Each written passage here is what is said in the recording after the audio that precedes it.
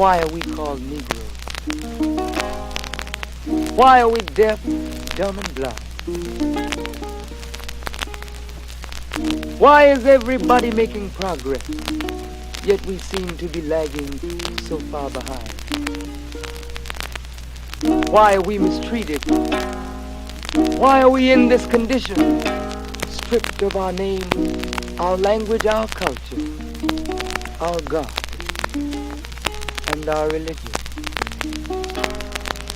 Here in America, all of our religious training has been gotten by the preacher. He has told us of a heaven way up in the sky that we can't enjoy now, but rather after we die.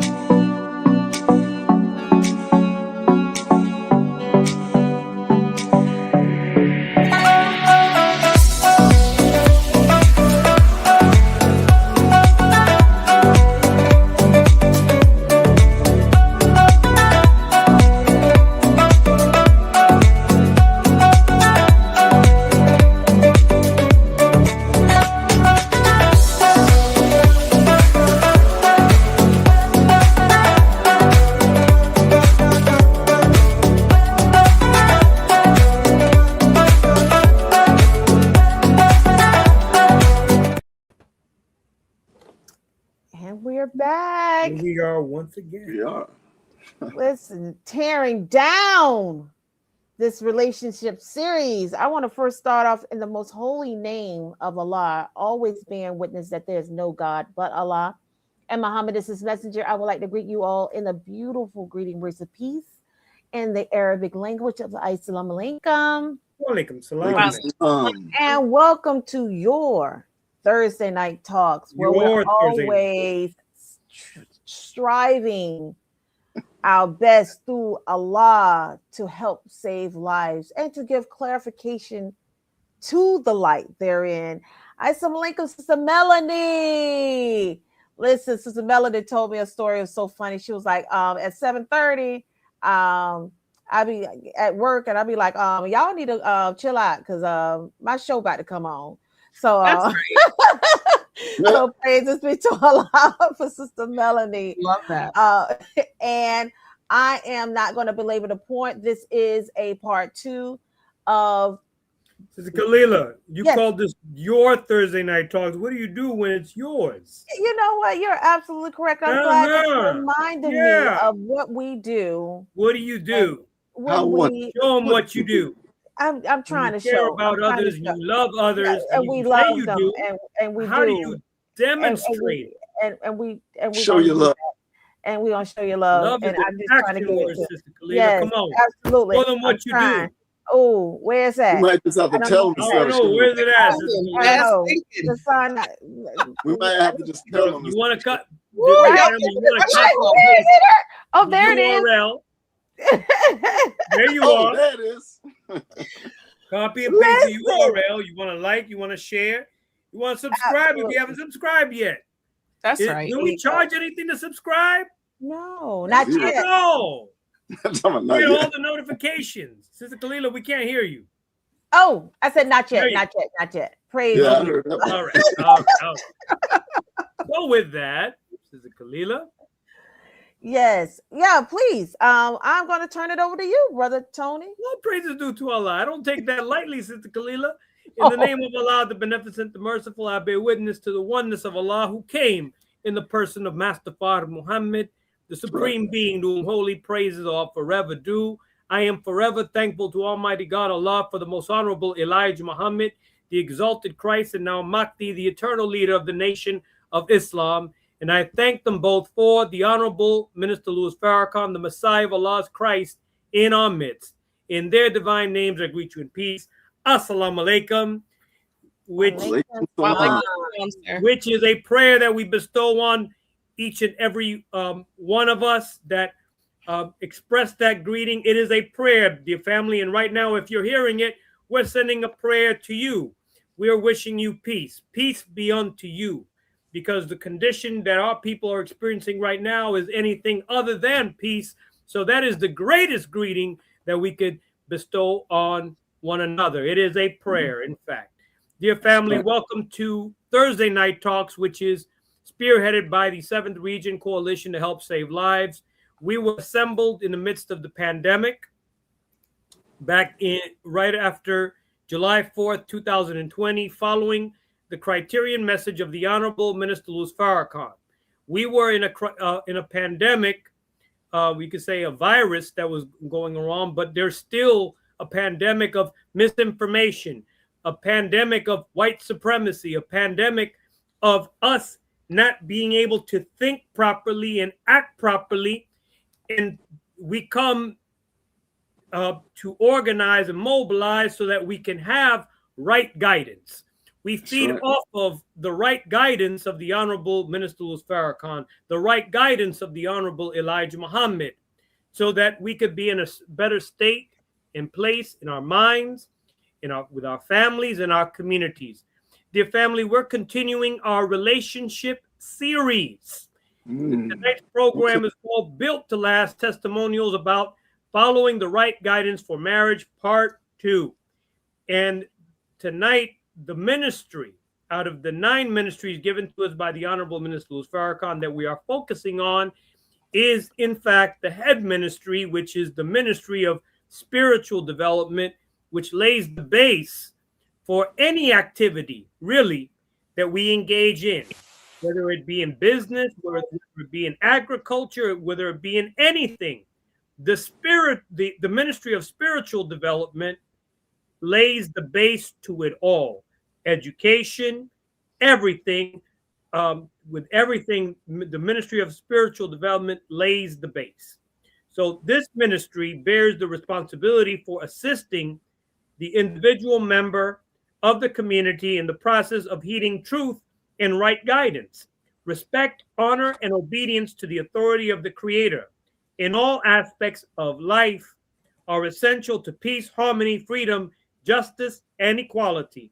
In the words of the Honorable Minister Louis Farrakhan, self-development is an absolutely essential component of this microcosm of the new world.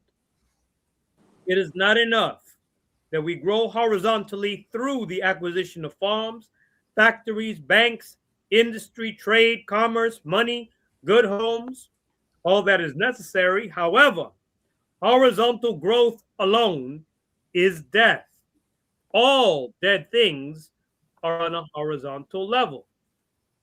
Therefore, we must grow vertically, grow in uprightness, or we will be overcome by our horizontal growth. The foundation of this ministry are study and training units designed on the guidance of Allah God to produce self-examination, self-analysis, self-correction, and to quicken in each and every one of us the self-accusing spirit. For it is only when we are awakened morally that we have to face the self-accusing spirit that leads to our resurrection. With that, Student Minister Mark Muhammad, I will pass it over to you, who will be one of our esteemed and honored guests. Thank you, my dear brother. Assalamu alaikum. Wa alaikum salam, sir. We have an amazing couple that as guests tonight, so I'm going to introduce the wife of that couple, and that is our dear sister Ayana D. Muhammad. She is a social studies history team leader and curriculum developer. She is an awarded educator with over 20 years of experience in the classroom.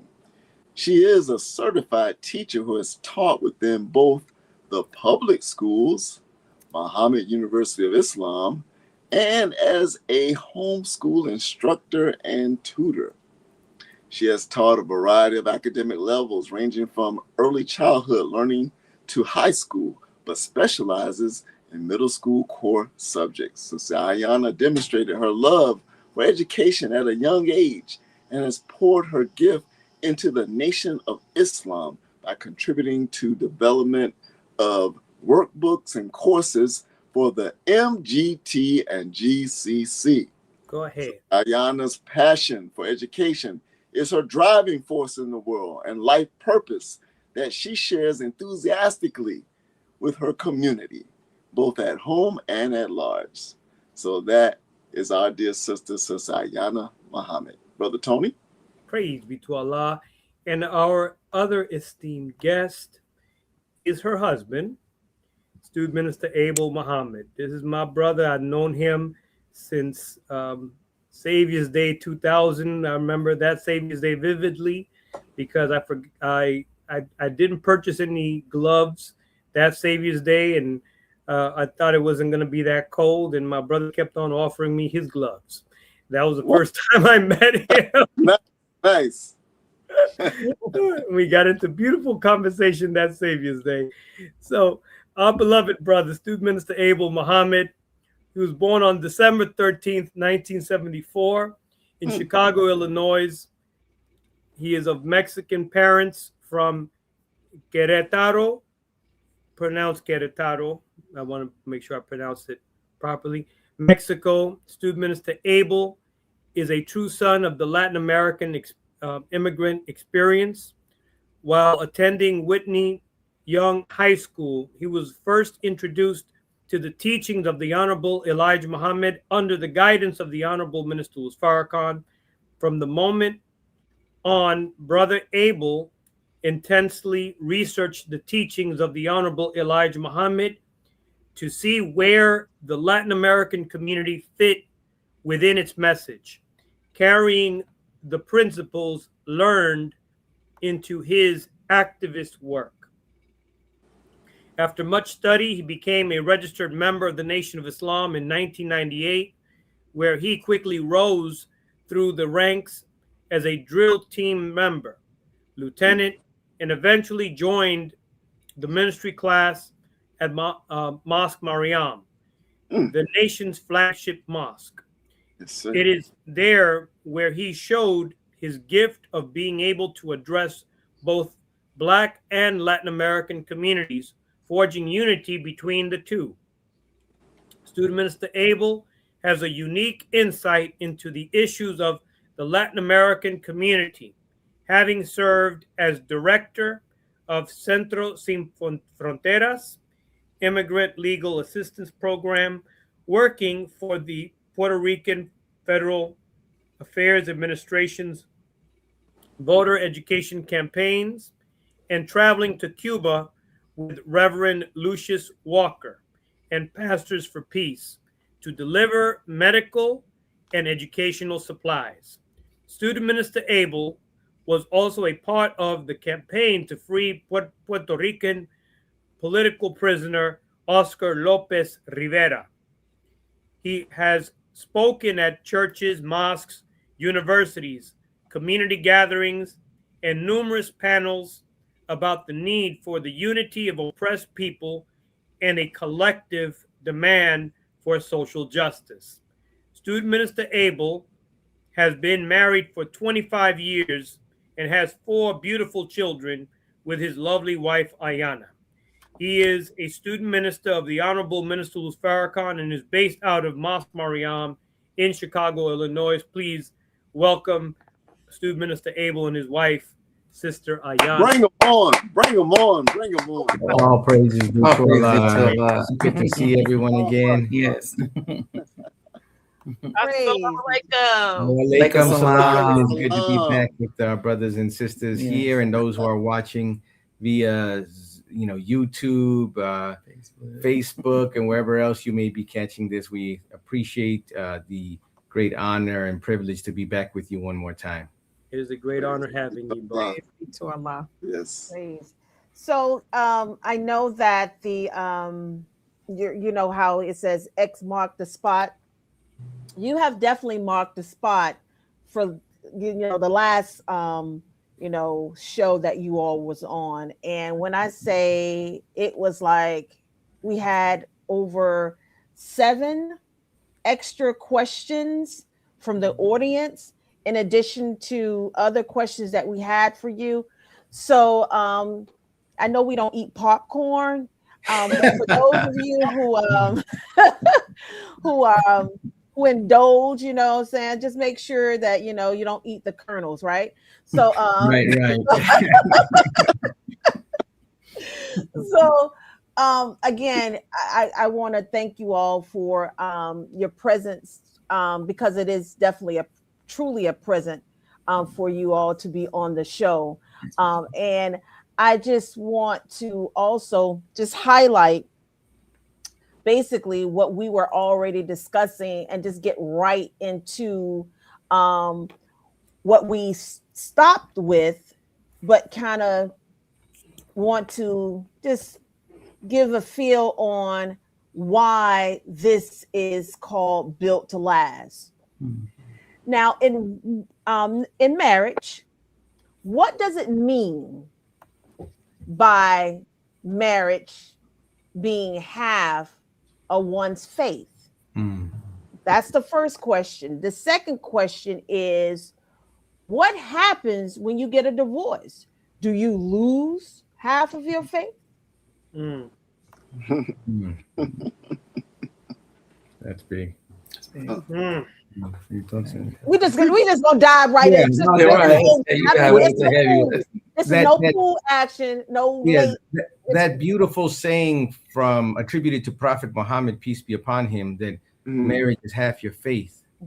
And then we've also been taught that by the Honorable Elijah Muhammad and the Honorable Minister Louis Farrakhan. It makes us and forces us to define our terms so we understand this correctly. What is marriage? And what is faith? Because if one thing, and this is my mathematical mind working, if something is half of something else, then that means if you don't know what that thing is, how do you know what point you are in the pie, if you will? Are you a quarter of the way, an eighth of the way, a third of the way, 3/4 of the way? So if marriage is, there's your equal sign, half of your faith. We can set it up as an equation. M is equal to 1/2 of F. Yes, sir. But how then, what is faith and what is marriage? That it would compose that half of that. Marriage is when two things are brought together that were not together. To marry something means that you combine things that were not combined naturally or at first. So now, what is it about that process? And it is a process. Marriage is not wedding. Wedding signifies beginning of marriage. And that's where most people get, I think, tripped up. They don't know what the marriage is, so they go into it really ignorant. So if you went into it thinking marriage is when I have babies, no, that's not marriage, because a lot of people have babies today without marriage. So that's not the why of it. Marriage is that you're going to enter into the most sacred of all institutions that Allah God has established. And if you see it as anything other than that, then you will not be able to stay in the walk or understand that it is in fact a walk of faith. Because if Allah God is involved in establishing this institution, and he is, right, and if it's the most sacred of all of the institutions that he's established, and it is, because that's what the Honorable Minister Louis Farrakhan has taught us, then marriage is actually entering into with a partner. That's where the other half comes in, the half of it. You're now trying to become one with another being that is not you, and you are not them. But you have taken a vow now to strive to stay on the path to become one with them. Well, how does that and what does that have to do with faith? First, the institution that you're entering into is established by God. So if it's established by God, only those who believe will see it properly. And only those who believe and have faith will want to even take on this instruction from Allah God. Once you've recognized the divinity of it, now you have to take it more seriously. Man, you can't be romanticizing about it, oh, it's going to be so perfect. No. What is perfect with Allah, except that which stays with Allah as He nourishes it step by step, stage by stage, till it reaches its eventual perfection. So it's a walk just as we're striving to meet our Lord. He gives us a help meet to help us meet our Lord. So it is path. Without that other person, we'll never make it. So then it's not that it's a cold, hard 50% number, but meaning that you don't even have the other part of what you need until you enter into this. And if I can say this, I had looked it up just a second ago. In the Holy Quran in chapter 30, starting in verse 20, there's a list of signs that Allah gives. And the second part of it in the 21st verse says, and of his signs is this. See, a sign means nothing if you don't believe and have faith. You'll miss the sign. Because a disbeliever is not looking for Allah's hand, for Allah's signature, his sign in all his affairs. They're just looking with their eyes. Ooh, she looks good. Ooh, he looks good. Ooh, he has stuff. He can take care of me, quote unquote. No, he can't. Not if he doesn't know who Allah is and who your creator is. Come on, man. So it says that of his signs is this, that he created mates for you from yourselves. Come that on. you might find quiet of mind in them, and he put between you love and compassion. Surely there are signs in this for a people who reflect. If you're not reflective, you're not feeding your faith. Come on. If you don't have faith, you're not even looking for Allah's hand. You're just choosing, and we're choosing. Ooh, she looks good. Looks good based off what? What's your standard for goodness? Come on. Oh. Is it the filth that you were fed in the media of this world ruled by the synagogue of Satan? That's what you're basing your assumption off of? So we really have to understand and define and retrain and be re-educated on what the very purpose of this walk is of marriage. Who established it? Why am I getting into? And that'll help us make the right choice, because the right choice is not somebody who will simply be tantalizing to your senses. It'll be somebody in whom you will find quiet of mind in them. In which Allah's love and compassion you will find in them, because you'll see that Allah, as it says in the Holy Quran, creates everything in pairs. In pairs. Beautiful. And he says here that he created mates for you from yourselves. So there is a part of you already there put forth by Allah, your partner, your mate, but we become impatient because we don't really know what we're looking for or why we need them. So once we know the why and have defined the purpose, now we can start getting into, I understand how this is half of my faith, because I cannot do this on my own. Right. And if I'm going to walk with Allah, who's going to try me like nothing I can ever imagine, then if I can't keep my word to him about the mate that I believe he made from myself for me as my helpmeet and partner, if I can't keep my vow and stay in the struggle with the one that I see every day, how am I possibly going to stay in the struggle with the one who I don't see every day? Come on, beloved. The faith is established when you understand the reason and purpose, I believe. Praise. My God. Wow. Thank you. Man, With y'all look, get y'all friends, family on this podcast. Since Diana was bearing witness, I'm I'm ready to say something. I was gonna ask you the same question, Diana, but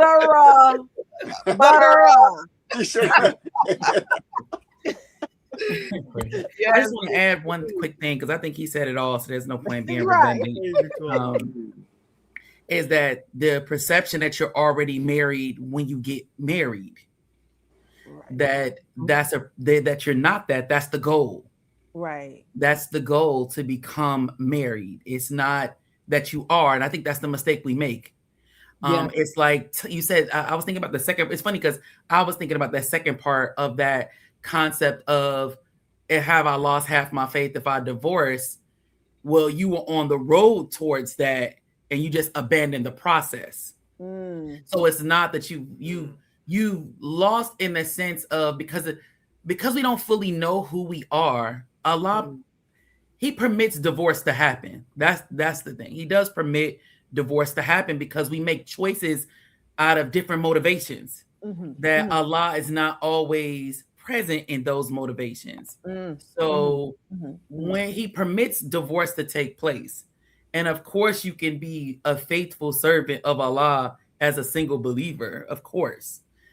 It's just that journey, that uphill, that journey towards Allah is met with, the minister talked about that a man is only made when he has a woman. Right. Say that again for the people in the back, because I don't think they heard it. So he has, in order to become the man he desires to become, he must embark on the journey of marriage. That's right. Because that journey will give birth to a God. Right. That's the hope for the thing. The faith is the thing unseen, but it's hoped for. So the oneness, it can only be embarked really on by believers in God, because the oneness we strive to attain is really symbolic of the oneness we strive to attain with Allah. Teach, says. So us becoming one with Allah, we don't know what's on the other side of that journey. We don't even know what that journey consists of. So you have to have a level of faith. We don't know when we get married to one another what that's going to really look like. So you have to have faith. We don't know as soon as you get married, your husband or wife is in a major car accident and boom, it's not the lovely spouse that you married in the beginning. We don't know what's in store for us on the journey.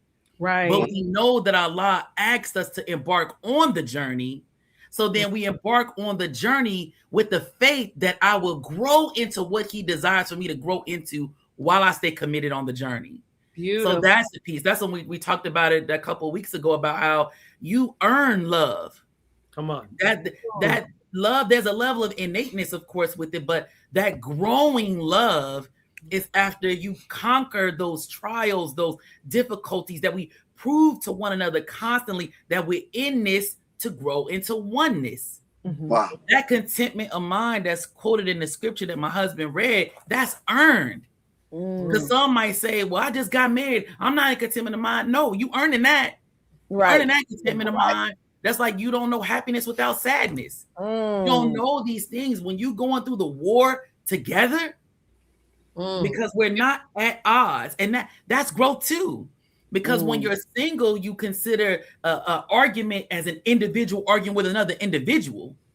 But when we are striving to become one with one another, this is a team effort to figure out what actually is the problem between us. And that's so you have to have that faith, because Allah lets us see each other properly. Yes. What faith are you using to choose your mate? How do you know what roles do we partake in? Faith defines those roles. Our faith, our belief system defines those roles. So when we abandon ship in divorce, sometimes we have to recover. We have to assess the accident. We gotta clean up. Yeah. Grow up a little bit more. We should pray to Allah and ask Him where our mistakes were. Atone to Allah in those journeys, and get back on the horse. Preparing ourselves for the union. Preparing ourselves for the union. So that's, this one I wanted to add to that. Yeah, Beautiful. On the second part of that, which my wife beautifully, I think, gave everything on here. That word divorce, right? When we're looking at what happens there, it's not a condemnation, because my wife just mentioned we're in a world that does not value family and marriage. As a matter of fact, Satan's attack is against that very cornerstone. So in the book of Revelations, you read about a woman who's pregnant. She didn't get pregnant by herself. That's a relationship there. Right. And look at the dragon is waiting, not on the father, not on the mother, the child that comes forth from that. So it shows us the great value of this institution and what can be produced from it. A God, the God, comes from that, right? When it's done properly. Does that mean that the parents do everything, quote unquote, perfectly? No. What is perfect? See, it goes back to us we have to make sure we define and clear our terms before we start acting. The Honorable Elijah Muhammad said, think 5 times before you speak. Well, if that much thought has to be given to a word said, how much more should we think before we act and do something? Because if we're not thoughtful, we become thoughtless. We're not considerate of these things. So many times, even though, and I believe we talked about it a few weeks ago, divorce, there are reasons for it. There's always a justification for it. Yes, sir. But in truth, if we're honest, most of the times when we get into that predicament, it's because we are now catching up with the truth, which we tried to ignore when we first saw it. My God. And this is why atonement is key. Because sometimes we want what we want and we're just tired and low. See, there's our faith being tested. Come on. You hold on to the promise of Allah. Well, I know the minister said he makes men and women every day and there's new, but I've been here 10 years. Yep. And you're going to mess up a 10-year wait and now become desperate and not want to wait anymore, another year, another day. You don't know. See, this is where faith comes in. Yes. I know Allah, what I feel is right. And we still have to, while we're single, we're developing our relationship with Allah. You can't start it when you get married. You're in trouble at that point. You're already starting at a deficit. I play catch up. Yeah, you got to be as whole as you can as a believer. And you're looking for another whole believer that complements you. But the more void you are, the more unaware you are of aspects of yourself, then how do you even know what you're looking for? See, come on. We cannot start wrong and think we're going to get right. Right. Not when we know better. No. We have to decide. You can't. You're 40 now, you're 50 now. I know the door starts to look like, I don't know, maybe there's nobody for me. Come on, talk to us. You can imagine what Abraham's wife felt like. Woo! Sarah. She laughed at God. Come on. She did. What is he talking about? I'm old. God, don't the Lord know I'm old? The Lord knows. And the Lord knows his will. And he knows what he promised to each of us, but it will be tested. Some get married at 20, 21. That's beautiful. But I've seen some get married at 60 and 70 for the first time. Yes. And they're like little children again. Yeah, exactly. Yes. Some getting married 5 and 6 times. And we got to look at that carefully because something is off in our choice-making process. Which also means something is off in our walk of faith. Because Allah should be intimately involved in our choice. Since he made mates for us from ourselves, then we should be conferring with him. Allah, this looks good, but is it what you want for me? Beautiful. And then don't be afraid of the answer. Right. Praise be to Allah. To Thank Mr. you. Abel and Thank you. And thank Sister you. Ayana, let's talk about when difficulties come about. And one of the main reasons why there are breakups or there are major difficulties in marriages that has to do with communication. When there are communication breakdowns, why is it important generally, and I mean generally, in marriage, to begin to look for where possibly something that self did that led to the miscommunication rather than just pointing the fingers and blaming your spouse? Well, the first, when communication breaks down, generally, you're also probably broken down with your communication with the God. Generally run hand in hand. They generally run in tandem. Maybe life has gotten busy, and so then we sometimes put Allah on the back burner because we're making it happen, And in the making it happen, sometimes it can get in the way that communication can be neglected or lacking or not in touch with one another. but generally our communication is already broken down with God.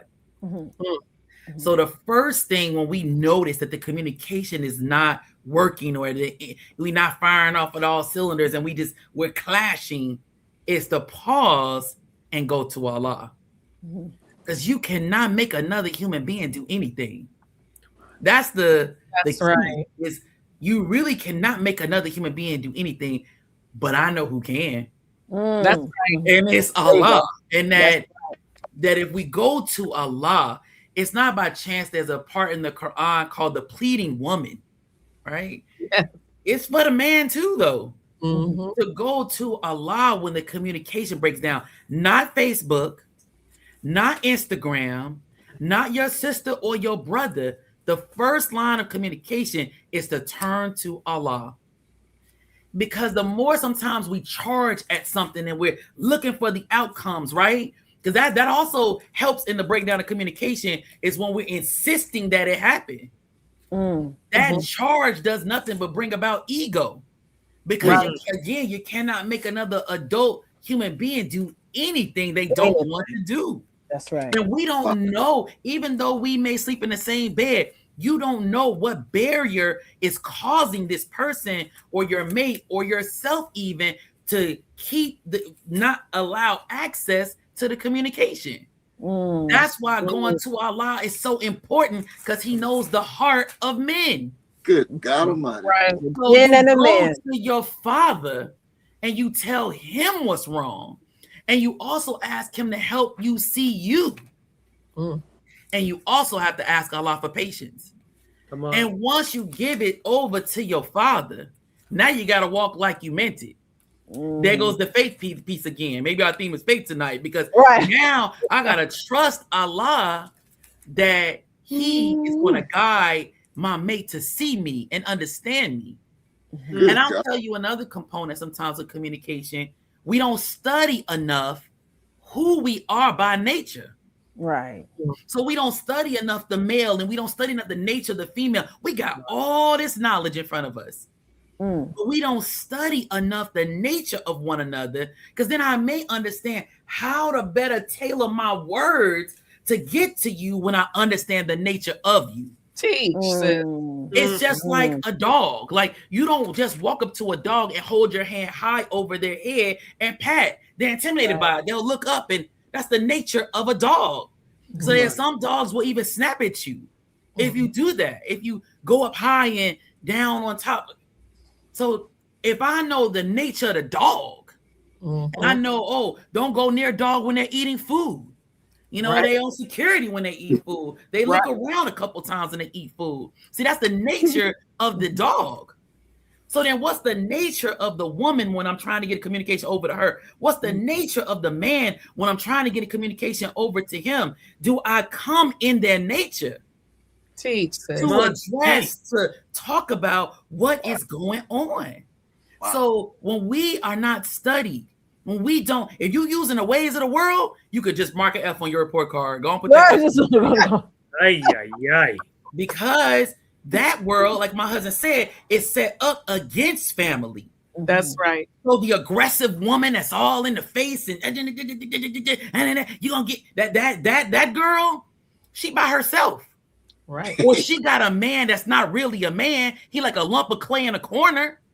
Because no man is gonna just let you talk to them like they're nothing. Right.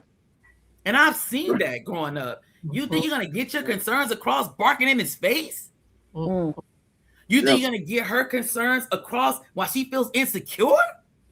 Right. There's some things you have to address in the nature. We have to understand our teaching. We have to go into our teaching. Go with Allah. He will create the circumstance for an effective communication between the two. It says what? When there's a problem between the two, the Quran says go to Allah. He will seek harmony between the two. See, we got our answers. They're there. They're right there in that Quran.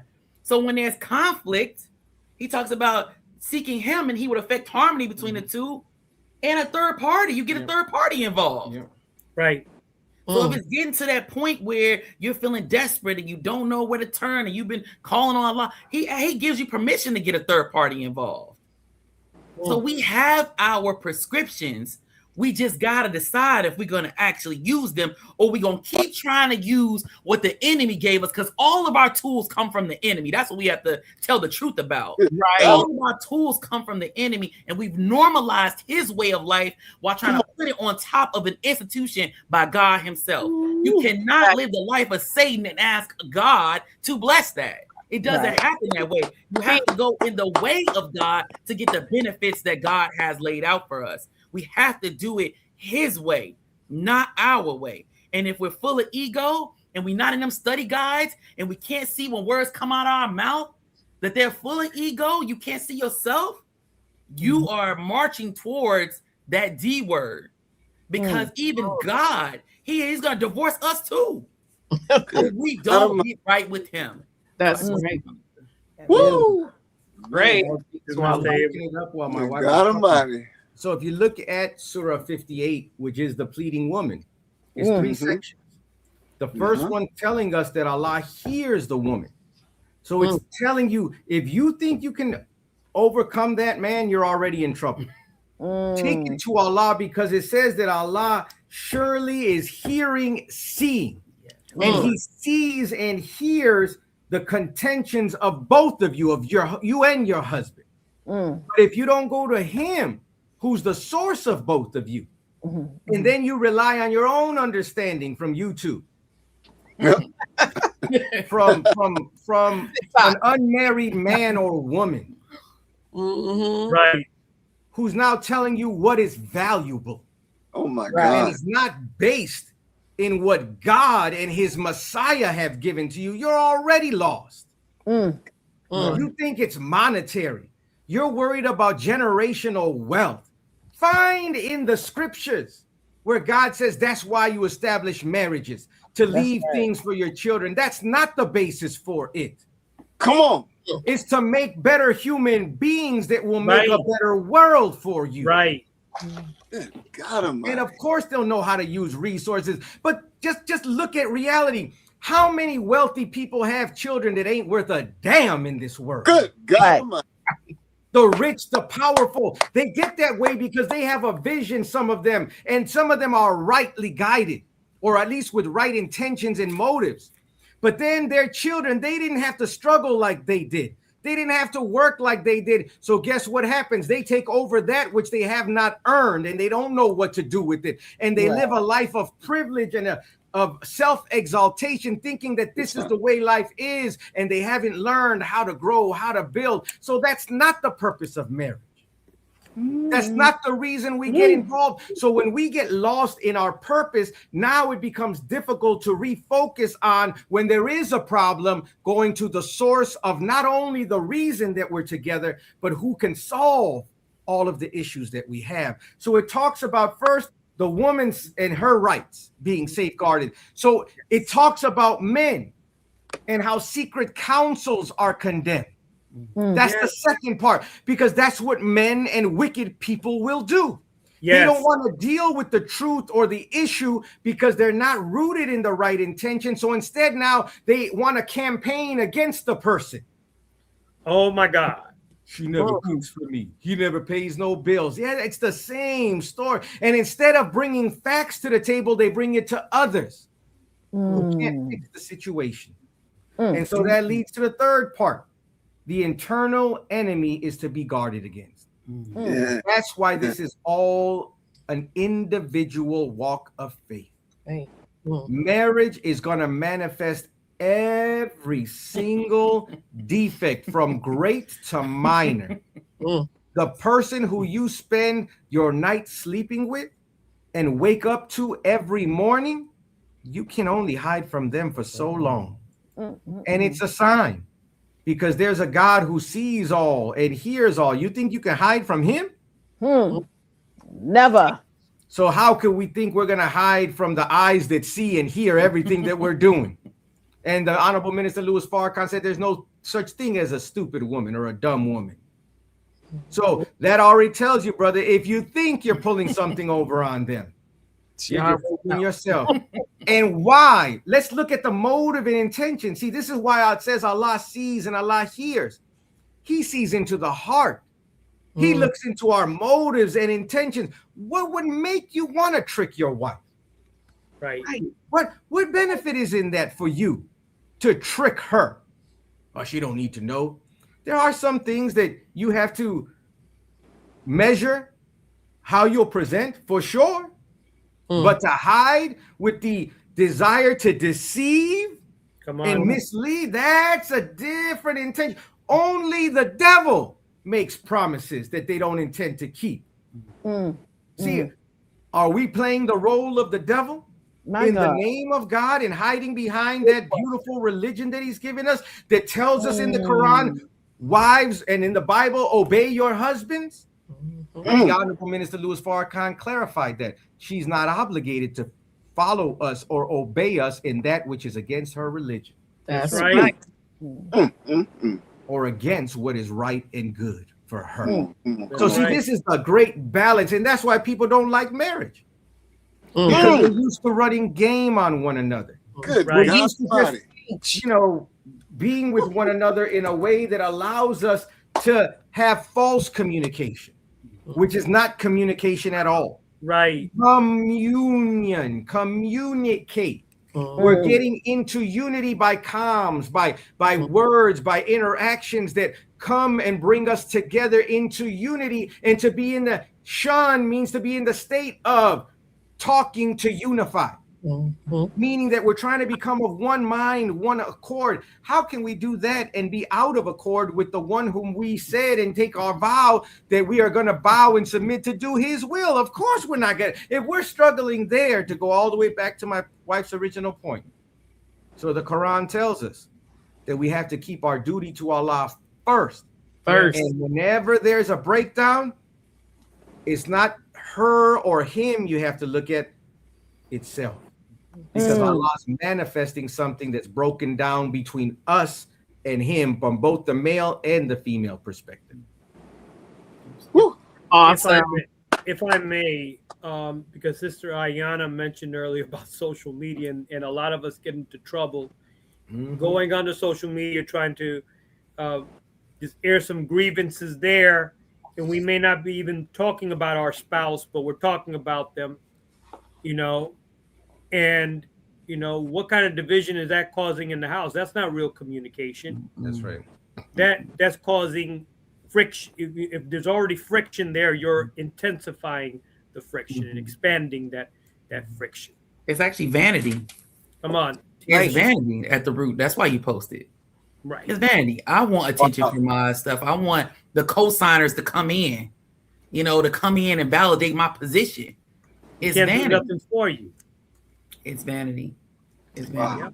Well, you all are touching on something that was on my mind. But before I say that, what you've heard so far from Brother Student Minister Abel and his beautiful wife, Sister Yana, Brother Minister Abel gave the or officiated the wedding of Sister Rashida and Brother Hannibal. Congratulations to them, a shout out to them. But what you just heard from him is what we had the wonderful opportunity to hear when he officiates. And I'm saying it now that I really believe he is the best officiator of a wedding I have seen in this nation. So you need to contact him or his wife to book it. He's about to get booked up. I'm trying to tell you, you may not even have any time to do any weddings, but I mean, it was so good. You felt like you were on a Sunday and you wanted to bear witness, but it's a wedding, so you're supposed to be quiet because he's officiating, right? So you just sit there like, yes.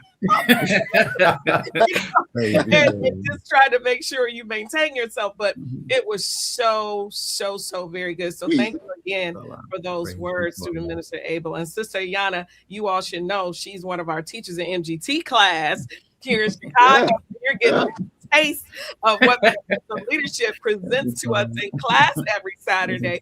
So I'm so happy we have her. So I mean, I was looking at something and I just want to share this, and it's kind of along the point of what you all were just talking about, of how people should handle their differences when they are married, because there's a lot of people in some cases suffering in silence. They don't know how to get help. Maybe they don't belong to a church or mosque. This show is seen by any and everybody, not necessarily believers in the nation. So that's what's so beautiful. And I'm happy and very honored to be asked to be a guest host with the believers that are hosting this show this evening. So my question, or I'm not supposed to say the word question, but my thoughts. There you go. There you go. Inquiry. Great question. Curious thoughts. Yeah, let me recover. My thought is on the Teachings 2.0. I love that little book because people got a chance to say what was on their mind, present it to the minister, and he responded, right? So Absolutely. volume 1, pages 121 to 122. I think that's the correct one. Okay. So it says, do you represent, this is someone posting something on their mind to the minister, the Honorable Minister Louis Farrakhan. It says, do you represent Black people or innocent people without a voice? And he responds, I must first represent the voiceless among our people, but it cannot stop there. We must represent the voiceless no matter where they are on our planet. Then we will be truer representatives of God. I believe that's what we've been hearing today, is the representation of the voiceless. And so with that said, in my book, Relationship Talks, I have a whole section on scenarios, right? And I came across this scenario that was really kind of heartbreaking, but at the same time enlightening, because in my mind, I'm thinking, is this what people are going through? Like, this is what's happening, you know, in marriages. And so essentially it was a married couple, right? The wife had decided to move in the mother-in-law. And this was without discussing it with her husband. And to make matters worse, the mother-in-law doesn't get along with the husband. You gather all of this from the video, okay? And so her son-in-law brought that to the attention of the wife. I was like, why would you do that when you know we don't get along or whatever? So in the course of their conversation, he did offer to move the mother there, which kind of gave you the impression that the mother lived in another state. He offered to put her in a hotel until they can find senior housing. She was like, absolutely not. Put my mother in a hotel? No. Or, you know, help her get set up with a family member, like another family member. I'm not putting my mother off on other people. So let's discuss how this couple should have handled a situation like that based on the life-giving teachings and all the divine wise counsel from the Honorable Minister Louis Farrakhan. And my question, or my thought to Student Minister Abel, if he could respond to maybe how the brother should have responded, and Sister Ayana, if you can respond to how the sister should have responded with regards to what's the best solution that can establish peace in the home. And I use this scenario because it was with the mother-in-law, but we can take the mother-in-law out and put a different family member in, a brother, a sister, a cousin, a best friend, like doing something like that. And you didn't talk to your spouse about it. How should they have handled themselves as a husband and as a wife? I would never move anybody into my husband's house. I mean, they don't get along. I'm gonna just say that. Not unless you want hell. One of the things, I guess, if I look at it from an angle maybe of an only child, where if you are the only child and mom is sick, I'm thinking of, because there's so many nuances in that scenario. So I'm gonna add a little bit more depth to that. Of, you know, what if mom is sick and I'm the only child, but my husband and my mother don't get along, but I'm responsible for caring for her. Truthfully, he gave a few viable solutions to that. But the other part to that is an atonement between the mother-in-law and the husband beforehand, because you don't want your mother disrespected and you don't want your husband disrespected. And if it's imperative that mom has to move in before mom moves into anything, I have to put an atonement out there between mom and husband so that they can air out their things before there's any kind of move. And maybe even mom might get a revelation like, no, that's not what I want to do really, you know, but it has to be an atonement to address the grievance. So I would set up an atonement between my mother and my husband to have a conversation so that they can air out their offenses. Because the minister said, well, 90% of our problems are misunderstandings. So most of the time we just don't talk. And we usually talk at each other, or we talk to other people, but we really don't talk to people we have grievances with.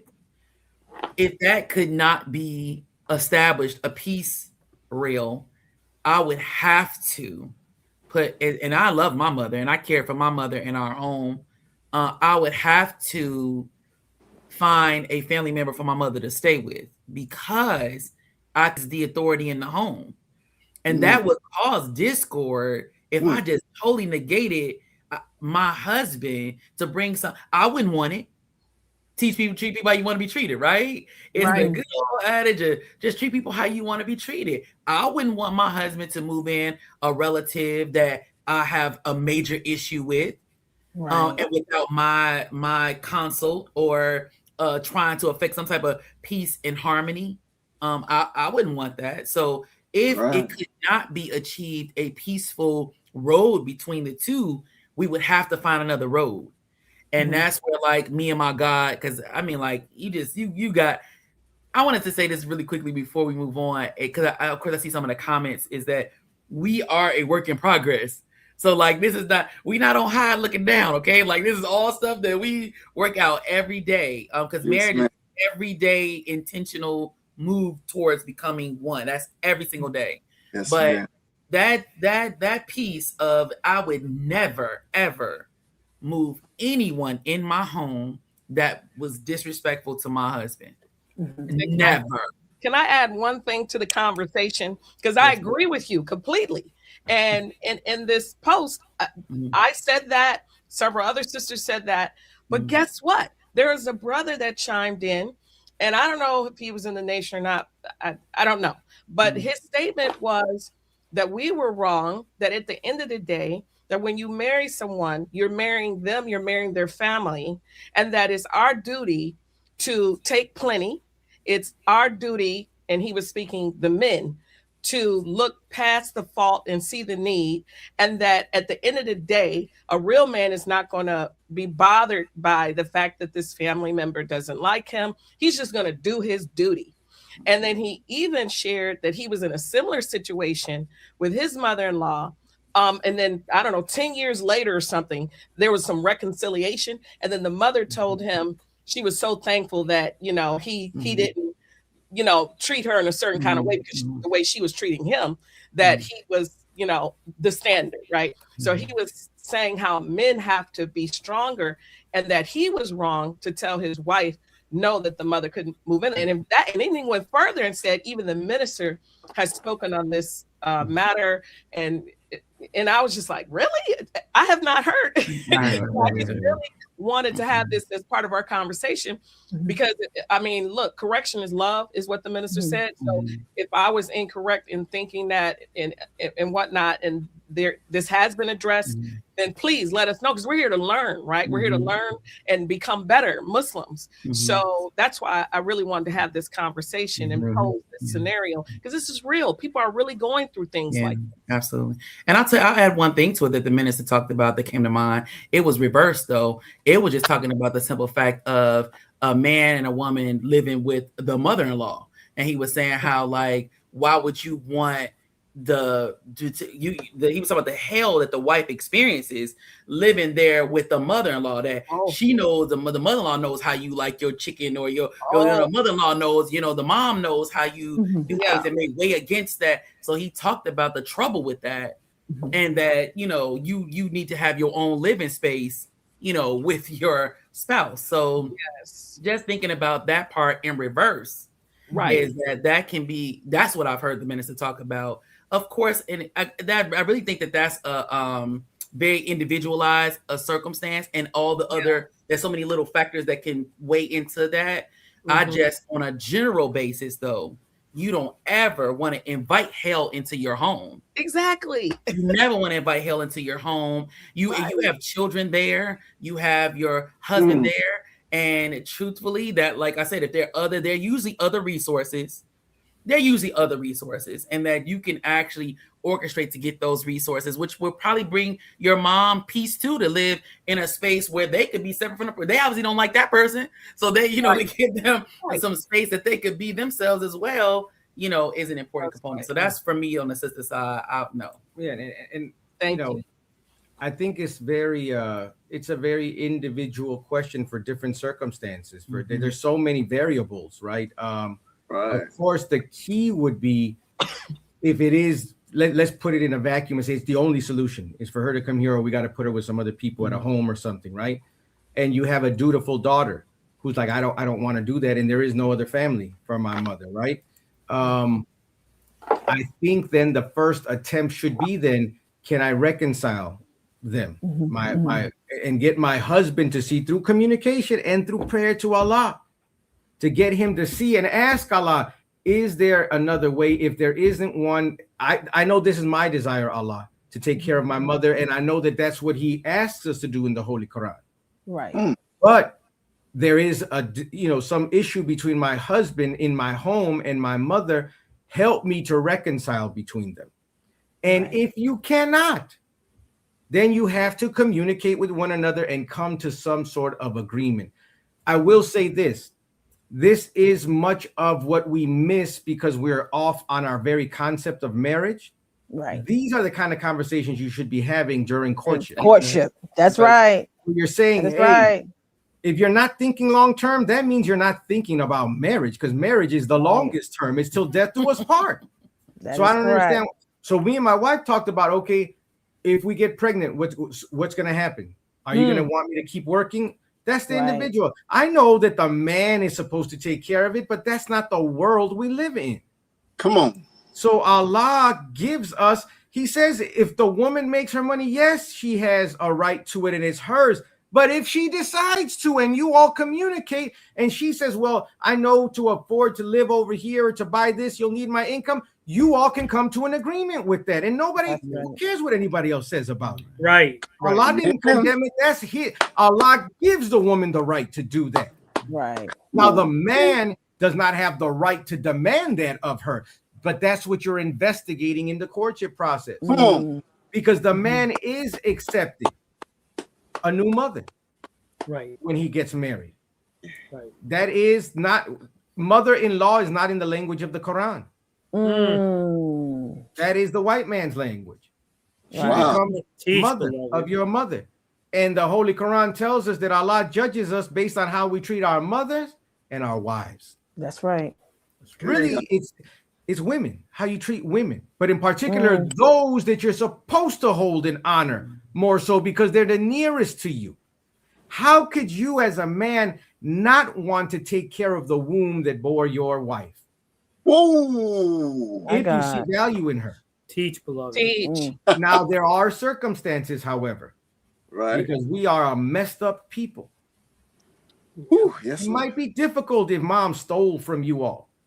If mom was an abuser of your wife, there are so many factors. Come on, man. That's why we can't be ignoramuses and self-righteous. Oh, well, a man is who says you know what a man is? You and I think we know the messengers of Allah, but when we really study them, teach, they may go against what some YouTube, I don't even know what, not even a philosopher, a jerk who has nothing else to do but sit in front of a computer and give attention to themselves. And it tickles our ear.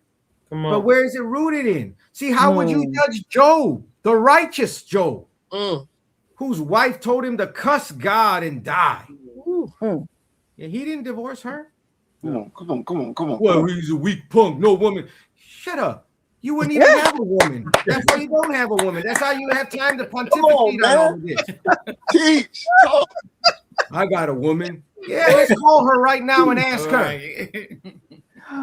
What kind of man you are? I pay all the bills. You're supposed to pay all the bills. You're supposed to pay all the bills. I'm saying all of that to say this, that since Allah made everything in pairs, what works for you would not necessarily work for somebody else. Praises be to Allah. Yes, so sir. each of us has unique circumstances. And you know what the one constant in every circumstances is? Each individual pair's circumstance has one similarity which makes us equal. None of us can make it without Allah. That's right. If you're the rich man trying to figure out how to not have spoiled children, That's no different than the poor man trying to find out how to make a better way for his children. Different aspects of the spectrum, but it's the same difficulty, because difficulty and struggle is ordained for the human being. That's right. And the reason for it is we have to call on Allah in the circumstance. So if you don't have faith, how are you going to make it through? You're not going to make it through. And you're going to hurt your wife, because she will, without her faith in Allah, succumb to a man who doesn't get along with her mother. But whatever injury she may have, that, or whatever dislike the husband has, this daughter wants to be, faithful and care for her mother like her mother once took care of her. How can you deny that to a woman? By whatever personal hurt or feelings you had. See, but you have to be willing to overcome out of love. This is where love comes in. If you love your wife, how can you tell her you can't take care of your mother? Come on. My God. Not in this house. Well, man, how can you have such hatred and dislike for the womb that bore me? Come on, man.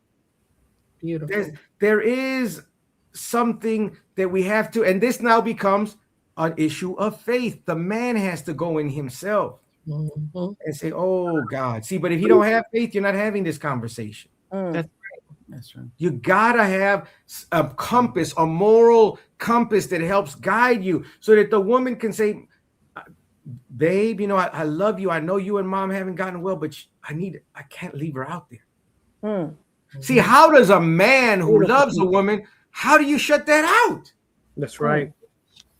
See, that's the creative force. All right, so he came up with some ideas. All right, maybe we could put her here, put her there. And when you see your wife troubled by that, all right, that's not even an option. Okay, what can I do? See, that's where love, real love. The minister said, when you got love, you got it all. Because when you will start looking with compassion, with mercy, because where God is, love is. And where God is mercy and charity. And you want to see her happy, and you will reflect when you turn to your Lord and say, well, how would I feel if it was my mother? Right. And that's where I think you cannot escape. If you make it individual, me and my wife, somebody's going to end up hurt. But when you enter and keep Allah at the center of it all, you'll never make the wrong decision. It won't be easy. Beautiful. But either way, it's not going to be easy. Which one is keeping us on the road to get closer and closer till we eventually meet our Lord? Beautiful. Thank you for that. This is such a powerful conversation. I'm thanking the both of you in advance for your wonderful, wise words, because we are in the business of helping to save lives. And yes, sir. I want to go back to something that was talked about earlier or mentioned, and I want to see if you have anything additional to add, because sometimes married couples forget to refer to the Holy Quran when they encounter disagreement and conflict. Could you please provide, I know you provided some already, but could you please provide a few Quranic scriptural references that will provide guidance to married couples when they encounter these vicious arguments? And we as Muslims forget hey, wait, it's a Quran collecting dust on that shelf over there. Exactly. So can you provide some? Definitely. The first one is the one we read at every marriage, which is the 4th surah, starting in the first verse, that Allah created you mates for, from amongst yourselves. And he put love between us. Always refer there first. And that's our duty to him, by which we demand our rights for one another. That's the whole, you're not married if you don't have that principle intact. You can get a certificate or a license, but you're not married, because marriage is the institution established by Allah, God, not the government. So they can say that a man can marry a man, a woman can marry him. That's not what Allah said. So they'll license that, but they don't have the authority to allow you into that sacred space. You can have a license to do anything. They'll license you to drive a truck. doesn't mean you really know what you're doing. Just pay attention to how people drive today. They all got licenses. They don't know what they're doing because they don't know and haven't studied properly what they're getting into. Excellent point. Another place is in Surah 58, which we mentioned, the pleading woman. The pleading woman. Study the whole thing. It's not a very long chapter. And also chapter 30, starting in verse 20, where it talks about the signs of Allah. And it keeps talking about how he made us from dust, then how he made mates for you from yourselves, then how he has signs by the creation of the heavens and the earth, signs in your sleep, signs in this and that. And there's sign after sign that he's showing us how he takes us. It doesn't matter if you're an individual, if you're a couple, if you're a community, if you're a world, there are signs. All of it is rooted because the Honorable Minister Louis Farrakhan has taught us that marriage is the cornerstone, or family is the cornerstone, or marriage is the cornerstone of family. Family is the cornerstone of community. Community is the cornerstone of nation. So it starts with that individual relationship and understanding, what does it signify? Why are we doing this? Is it because I had this dream and I wanted this pretty dress and then I'm going to be happily ever after? Maybe, but you got to make it to ever after. Complete your vow. Yeah. And most of us, we want the quick, I'm lonely. That's a terrible reason to get married because you're going to end up lonely. Come on. If you're looking for it. So those to me would be the key ones, the ones you hear at the weddings all the time. And read all of the articles by the Honorable Minister Louis Farrakhan. Just go to finalcall.com and look up the word marriage and look up the word divorce and courtship. We were made to read and study those articles before we got married by Student Minister Ishmael, as he counseled us. And this is key also. Go to your spiritual head, your minister, your pastor, and seek their spiritual guidance for your marriage before you get married, while you're courting, because he'll raise questions that you may not have thought to ask. That question may be wise enough to keep you from making a bad decision. Exactly. Wow. I had looked up the one because it was one I always think of, and that's Surah 8, verse 46. It says, "And obey Allah and His Messenger, and do not quarrel with one another, lest you should lose your courage and your power depart." Wow. And it makes you think about, like, those are the beginnings of the erosion if we don't stop and go to Allah. You know, there are moments in marriage where you are beefing. You know, like you're beefing, you're quarreling, everything is agitating you. But I think if you had in mind what the effect of the consistency of that is, you would try another way. Because you wouldn't want to lose the power in your marriage. You wouldn't want it to lose its effect, lose its savor. You wouldn't want it to erode the love in your marriage. So when you're constantly beefing, and it does happen in marriage, and you're constantly quarreling or you're constantly arguing, you have to at some point put a pin in it. Because you have to know that we're losing something in our marriage. Right. We're losing something where it's deflating. And that's why you can look up and somebody 17 years married, they're divorcing. 20 years married, they're divorcing. Because when you lose the power and there's no refresher or reconciliation, recovery, now it's just like this stale piece of bread that's just dragging year after year after year after year. That was one of the things, when me and my husband turned 25 years married, I said, I want the next 25, Allah sees fit, to be even better than the last 25. Let's death do us part. Happy, like in this next, horizon of marriage where we're showing the better, what we reap the benefit of for overcoming difficulty, what we reap the benefit of for seeking refuge in Allah. We're reaping the benefit of being people who really strive to believe in and institute what our teaching tells us to do. That's the the piece. So that's one of my favorite verses, because if you just think about the impact of arguing and quarreling, it may make you dial it back just a little bit and say, wait a minute, I don't want that. You'll realize that this quarreling is not leading to the results you want. Right. That's right. So if it's not leading you to the outcomes you're looking for, you're going to have to take that ego and kind of package him up in a pretty box and put him off to the side and figure out another way to deal with that problem, because it is slowly eroding the love, the beauty. It probably filled up the home with tension, filled up the home with discord, all of that. That's one of the ones when you said that I had in my mind of that. And the minister told us, he when he tells us stories, it's not for us to be like, tell me more, Father, like tell me more of your stories. No, they're life lessons for us to apply. And one of the things he talked about was, in hard times, him nursing his Quran. And, when I was a young Muslim, that was said to us a lot. And I remember being in college, minister even talked about holding his Quran. Can I close it? Mm-hmm. He even talked about holding his Quran. And, I remember when I heard him say that, I was in college going through a really, really tough time. And, I was so in pain, I couldn't even read it. I was just holding it, calling on Allah. And we forget to nurse from the Quran, we forget to, how are we taught to open it, head and that's right. Dial back and open up that Quran for yourself. Open up and see what Allah says to you personally. We can quote Quranic verses all day long, but sometimes a verse that you may not even see has anything to do with marriage, you open up that Quran seeking guidance and it'll show you what to do. The battle of battle would be, I understand that.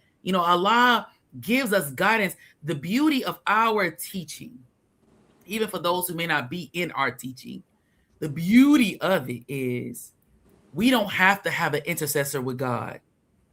Yeah. We don't need nobody between us and Allah. Yeah. That's the beauty, of our teaching. So I would implore, no matter how many verses we quote, you develop your personal relationship with Allah by going to him yourself about your problems and open up the Quran for yourself and let him talk to you.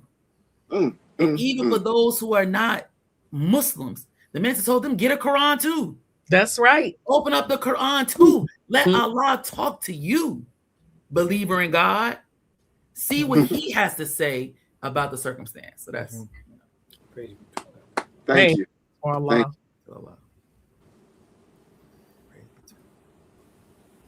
So, listen, I'm taking all kind of notes, y'all. I declare. I have about 3 pages too. So, okay, we have dealt with the Quran, courtship, divorce. When was a time, and now I want to, since everybody yelling out, power couple, yeah, power couple. And the thing is, strong couple, and you're strong in your faith. That's what's resonating to people, right? But when was a time that you actually felt your love for each other was stronger, or was the strongest, and why? I'm gonna think about that after each trial. Yeah, I think so. I'm serious.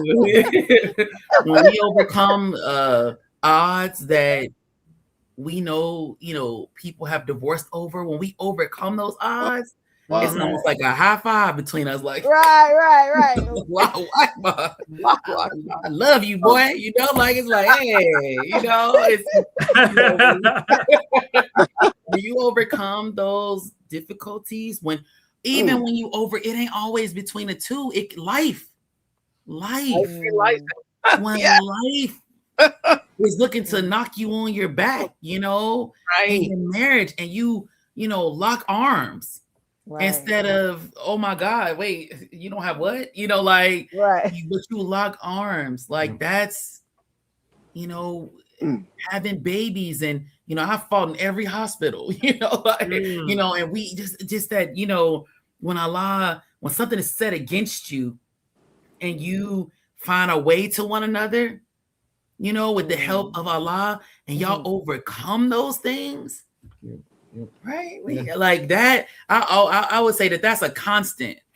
You know, it's not something that's instant. Let me correct that. It's a constant, though, in the concept of for every obstacle that you fight to overcome, that reward is like, I always be like, man, I always tell him, I was like, I thank Allah he gave me you. You know, like I do, because, you know, I know, you know, others who did not pass those tests.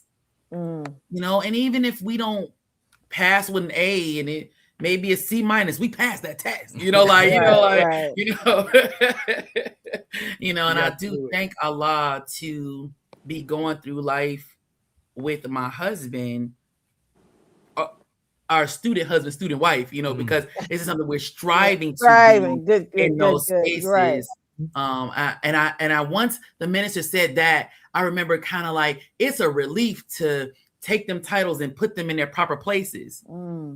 Because if we're not husband and wife yet, it takes the expectation from heaven and put it, you know, on the ground, you know, like this is where we are, you know, and what we're striving to become. So I would say those loving moments for myself is just every time we overcome an odd or that is set to that we could have called it quits on, and we decide to fight and we win, and it's a blessing. It's definitely a blessing. It reminds me how in the Holy Quran it says, you know, with difficulty and after difficulty comes ease.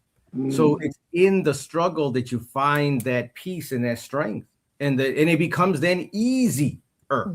Not that it's simpler, easier. The ease that you're looking for, the relief that you're looking for, is not by avoiding it, because you can't avoid it. If Allah put it in the way, there's no avoiding it, you know. And if it's in your life, Allah allowed it there. So one way or the other, you can't run from it. So then it becomes, it really is a challenge that you have to say, okay, I know I can't do this. It's an issue between us or with us. We can't do it. I can't come to a decision on my own. It's something that we have to be married in now. Now we're coming together to address this thing.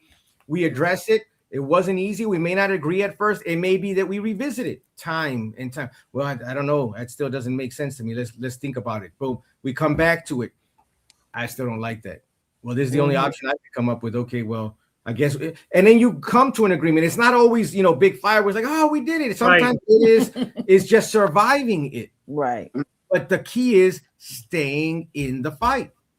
Sometimes you will go through things, you know, that will wipe you out spiritually, emotionally, the least of which is economically. You know, that those are all real factors, though, that affect you. But when somebody's having a spiritual crisis, when somebody is having a life or death crisis with somebody, a loved one in their family, see that there's different stakes for different things, but they all have an impact on your relationship. So when you are with somebody else, it's not, well, they got to go through that. You know, that's not how this works. That's not how this works. So our vow that we take to one another, sickness and health, whether they get sick or you get sick or you're healthy or that, it's not about just one. It's both take the same vow, rich or poor, in good and bad times. Teach. You're saying whatever happens, we're in this thing together. So how and from where would you get the perspective like, well, that's her issue, that's her family? What? No. And you marry, you become one family now. That's right. And so it's supposed to be what affects one affects the other. You may handle it or see it differently.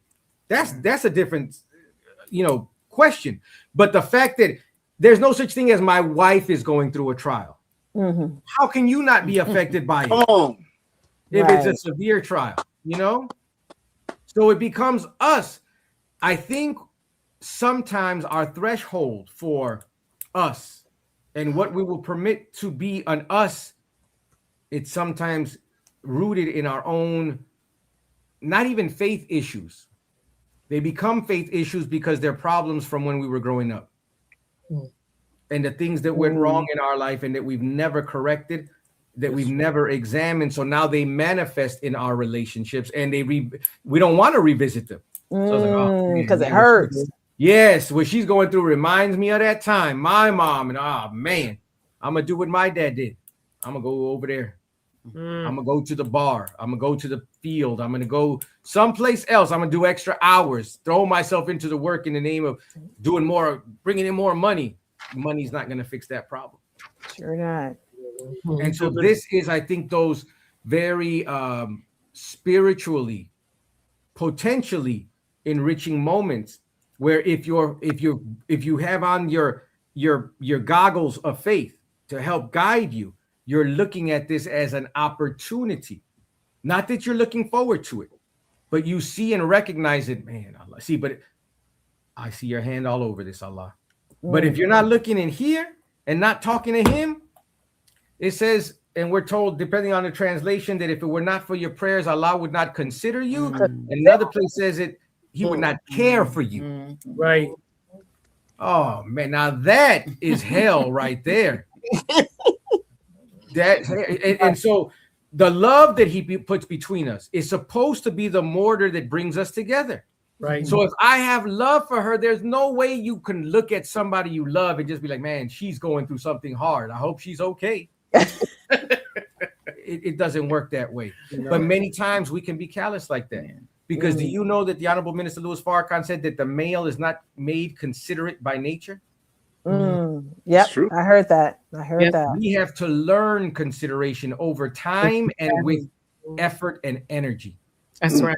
Allah would not consider us if it wasn't for our prayers. Sometimes we don't consider her at all because we grow cold and callous because we're not connected to the one who considers us. So we forget our own selves. He'll make us forget our own souls, it says. My God. And when you can no longer feel for your helpmeet, that's a spiritual problem right there.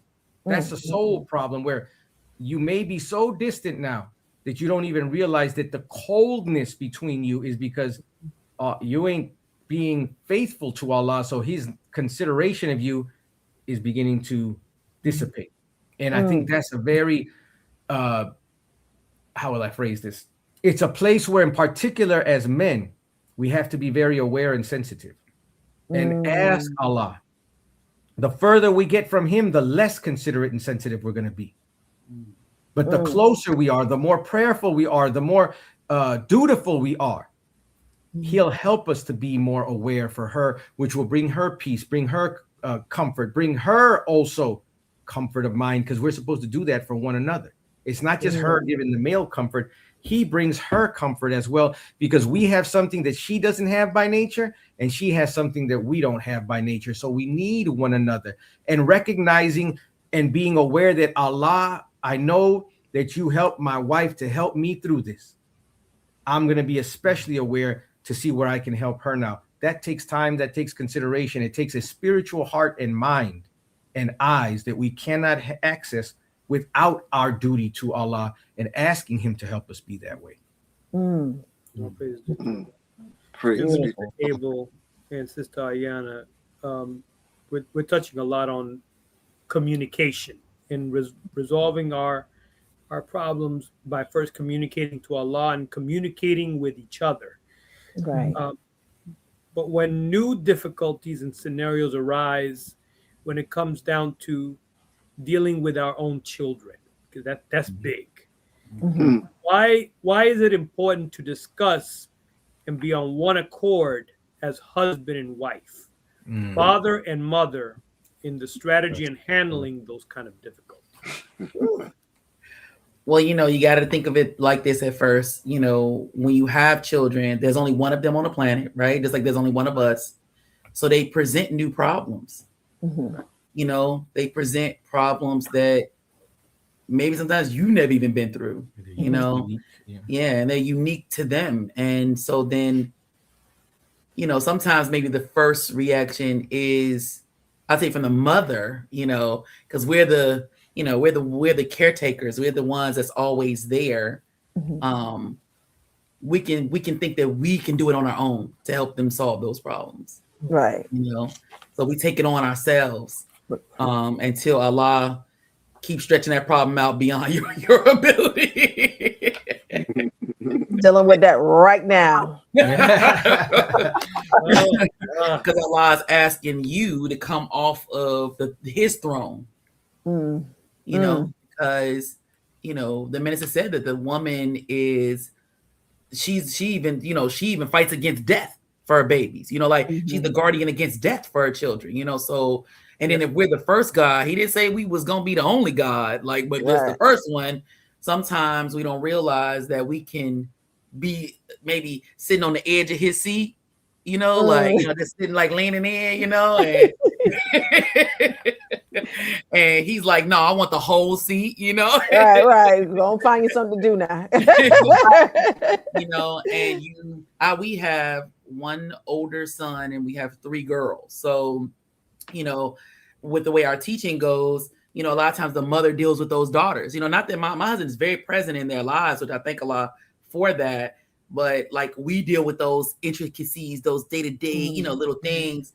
And when they present a problem that can be out of bounds, first of all, you as a mother, we got to acknowledge that it is out of bounds. Right. That is true. And Allah has a way of showing you that. Definitely, it's not always in the kindest way, and then, you realize that you have to turn around and look at the one that helped you bring them here, and I thank Allah, because again, it goes back to we have to be people who study. And if you don't want to read nothing, get a lecture and listen to it. And if you don't want to listen to it, I don't know, have the baby listen to it, because the children will remind you too, I'm just saying, because I think about the minister and him talking about some of us who don't desire to study. But I thank Allah because Allah was showing me the value of the other half of myself. And in that step in the other half, it was great wisdom. And you realize that you now have to step back and let him take the front. Mommy is not needed right now. So that's like the assessment is so important of the dilemmas in our children sometimes, is that sometimes it's a moment for mom, sometimes it's a moment for dad, sometimes it's a moment for a unified front. You have to assess which moment this is, which moment. And some moments we've had, it was for him. Some moments we've had, it was for me. And some moments we've had to lock arms, but our children are clear that we are a we. Right. They're clear that we're a we, and we're an us as a unit of family. We're clear that we are a unit of family, so that it's important that we are always self-aware, because when you're not self-aware, you might just be functioning on automatic pilot, offending everybody and messing a whole lot up because you don't realize children teach you that things expire. They do. They teach you that when you keep carrying your 3 and 4 year old around, you're going to have a problem. That carrying stage has expired. Right. The diaper stage, is they still in diapers and they 7, it's expired. And children teach you that things expire. And that if you don't evolve or grow or assess the situation and adapt, you are going to be unjust. That you have to move with the development of your children. That's the same in marriage. It's the self-aware. And I'm telling you this stuff from just analyzing myself, because I don't want you to think like she just automatically got that. No, I did not. It came from being self-aware of like, oh my God, wait. She don't hear nothing I say no more. Like I am no longer, the favorite parent. This is true too. Like where there's a perception there, we nurse, we do a whole lot. That duty is serious. And I realized it really was someone else that helped me realize that it was time to get out the way, that she needed her father. And so that self-aware, it's important that you surround yourself with believers. Come on. It's important that you are self-aware. Yes. It is important that you look over across the aisle at your choice. See, you want to talk about a choice? It is serious about the choice you make in a mate. Because the choice that I chose, one of the things Allah blessed me to choose that was important to me as a self-aware younger single sister was he had to have a understanding of the teachings of Most Honorable Elijah Muhammad, and not just in word. Come on. Indeed, in action. That was so important for me to see that. And I think, let me tell y'all, sisters, if I could put in a plug on that question, Brother Tony, you don't have a man that has studied? Oh, Allah. See, sometimes, brothers, it's that undeserved kindness that Allah talks about with the woman is that she knows when you know, and she knows when you don't know. And if she finds you not knowing more often than you know, you in trouble, brother. A sour patch. Now she don't trust you. Sour patch. She don't trust you. It is important for your future to choose a man that is intelligent, that understands that is striving to understand the teaching of Most Honorable Elijah Muhammad, or the Book of God. For those who may not be in this, a godly man will take you a lot further than a cute one. And I'm telling you, a godly man, my husband, was key in the arrangement of, as our children were growing and going through their own trials, and that mind, because the mother, we can get emotional, you know, we get super involved. That mind, by the grace of Allah, the wisdom that my husband possessed, snatched me right into logic with him and set me down next to him. And let's look at this now through the eyes that my nature dictates. And that is what was needed. And it's so important. So if I couldn't, that's an excellent question. It's definitely something that can be a point of contention in a marriage, because you know, there's a lot involved in that. Sometimes the parent sees themselves in a child and they don't want to necessarily correct that because they correct something inside themselves. Like there's so much that can be involved, but you have to say what is good for the child. Right. This is not about you. It's not about me. Even for the worst people, if you got children, what is for the best interest of the children? And if the father is not abusive, if the father's not a danger, you and even if he is, you of course you keep your child away, but you don't tear that man down. Right. Because the part that's in them, that child has the father's part and the mother's part inside them. So to belittle that is to belittle a part of them. So you have to be careful in your management of your children, in your management of your marriage, in the management how we communicate one another. Because if you're demeaning to the spouse with the child, because sometimes children pick up on the weakness in the union. Oh yeah, quick. They take advantage of it. They will sniff that out, like they'll sniff it out, and it's a blessing because they'll show you where your cracks are. So you're supposed to go in and put some plaster on it, not choose a side. You put some plaster on it, we fill that up and we show you, no. Did you ask your father that? You talk to your mother about that? This is what we agreed upon. But mom, no, we agreed upon this and it is set in stone. And it's for the betterment of you and it's for the betterment of our family. And it has to be these. Children can fire up a lot of emotion in a marriage, in a relationship, and it has to be where we have to rise above emotion into the thinking of God. Otherwise, the child in the end is the one completely injured, and it can destroy your marriage. It can destroy your marriage. Praise be to Allah. Wow, excellent. I really wanted to go back and touch on being a student in the marriage. Because you're right, Sister Yana, the minister did say that. And I thought about it because this past Sunday, student minister Daniel here in Chicago, student minister Daniel Muhammad taught on the importance of remaining a student. That the Honorable Minister Louis Farrakhan even once said spouses should refer to themselves as student husband and student wife.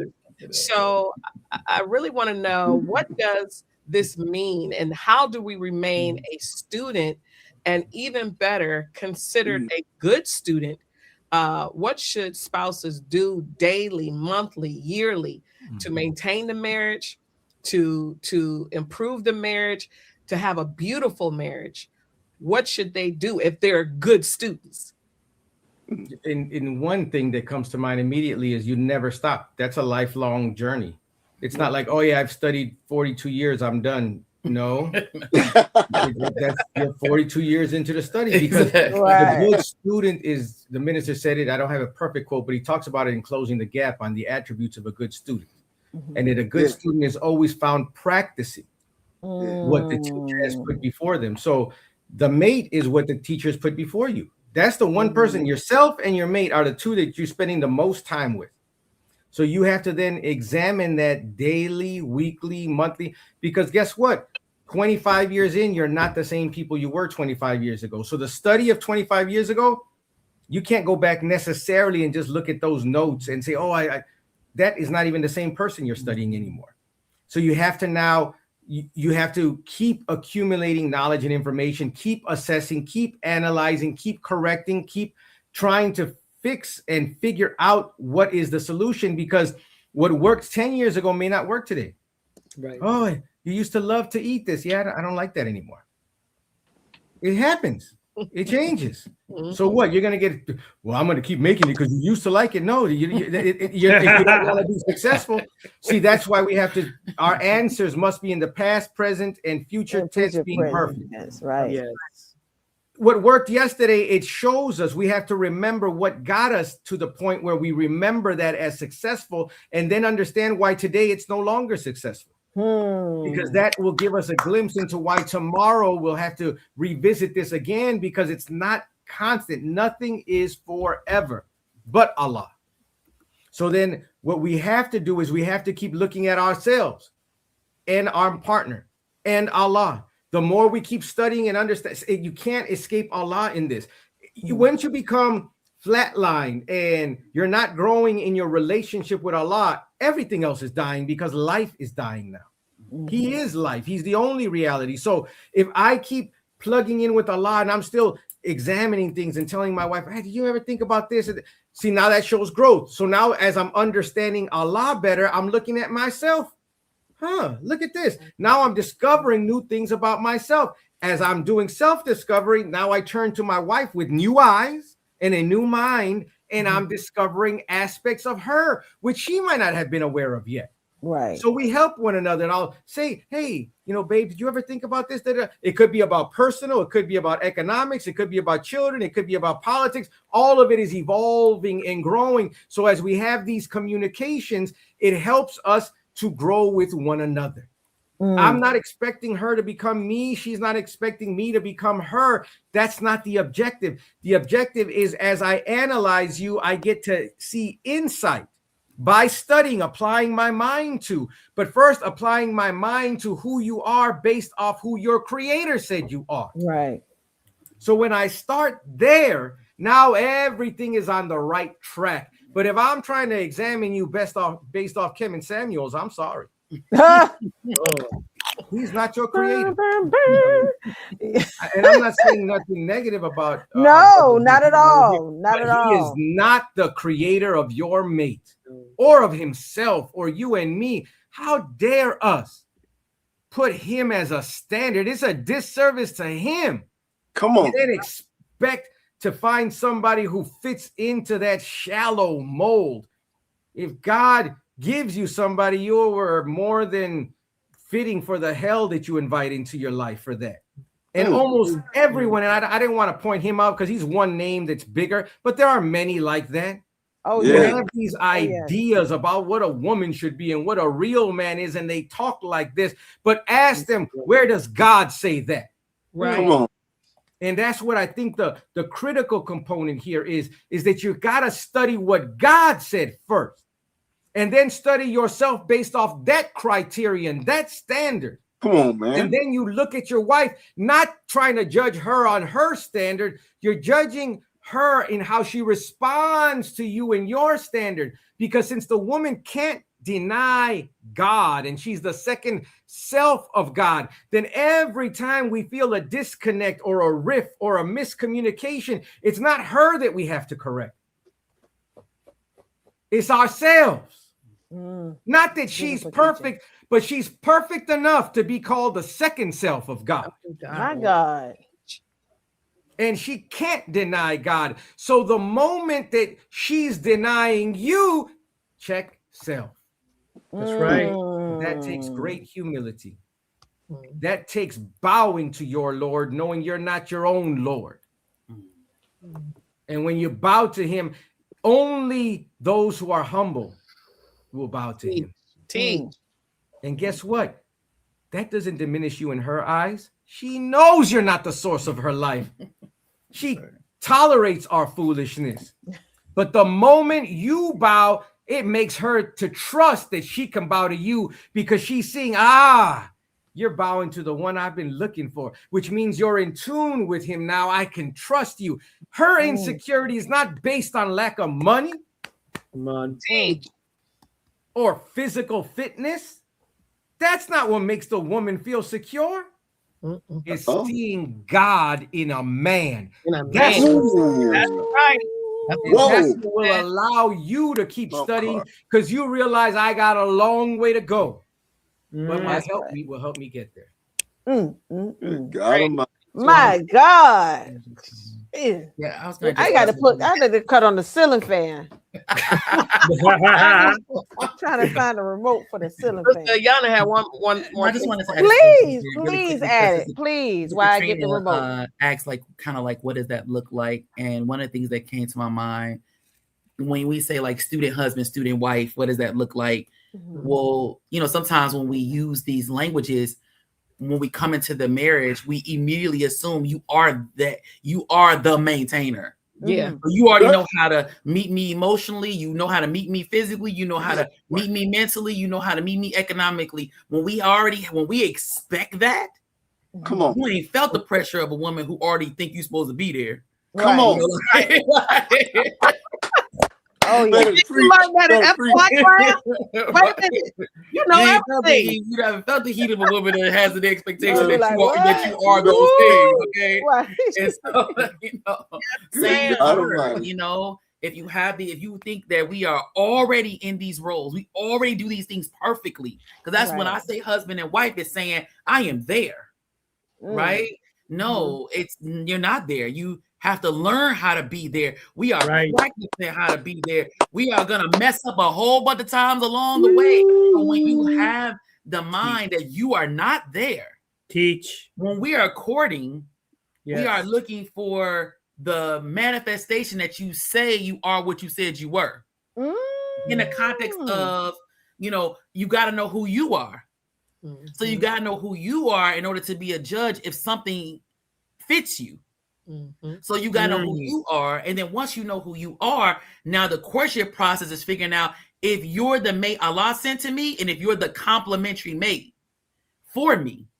That's what you got to investigate and find out. The investigation is finding out, is it real? Or are you pretending?